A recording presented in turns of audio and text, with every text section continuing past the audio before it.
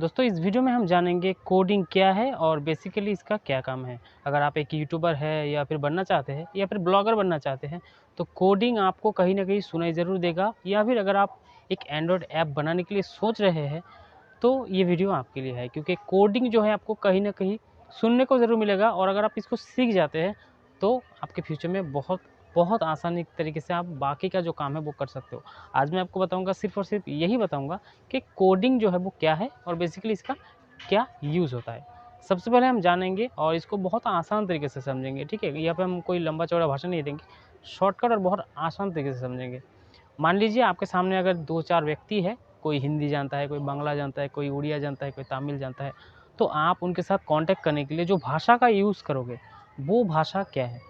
सीधी सी बात है, अगर आप हिंदी में बात करेंगे तो जिनको हिंदी समझ में आता है वो हिंदी समझ पाएंगे, जिनको इंग्लिश समझ में आता है वो तो हिंदी समझेगा नहीं, वो उनको इंग्लिश ही समझ में आएगा।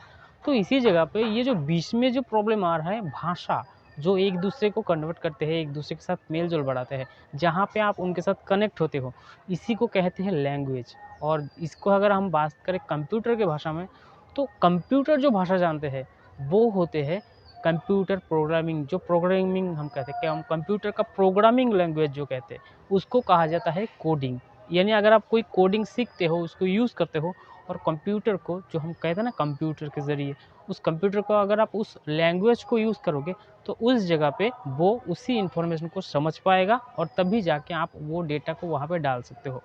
जैसे आप एटीएम पे जाएँगे, एटीएम मशीन में आप अगर नंबर दबाते, 100 का अगर नंबर दबाते तो उस जगह पे एटीएम को ये पता होता है कि उसने 100 को ही बताया गया है। इसी जगह पे वो आपको 100 का नोट ही देता है। वहाँ पे वो 100 की जगह पे 500 या 1000 का नोट नहीं देता है, क्योंकि उसमें वो कोड डाला गया है कि जब भी कोई व्यक्ति उसमें 1 दबाए तो आपको 1 नंबर को चूज़ करना है। जब दूसरी बार 0 आए तो वो 10 को चूज़ करेगा।